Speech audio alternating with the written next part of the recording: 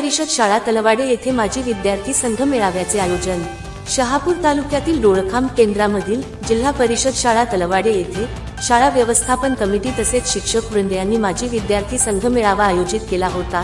त्यावेळी अनेक माजी विद्यार्थ्यांनी शाळेतील विद्यार्थ्यांना चांगल्या प्रकारे मार्गदर्शन केले। तसेच गटशिक्षणाधिकारी यांनी देखील विद्यार्थ्यांना मार्गदर्शन केले। शिक्षकांनी देखील माजी विद्यार्थ्यांचे आभार मानले। सर्व माजी विद्यार्थ्यांना सन्मानपत्र देऊन विद्यार्थ्यांचा सन्मान करण्यात आला।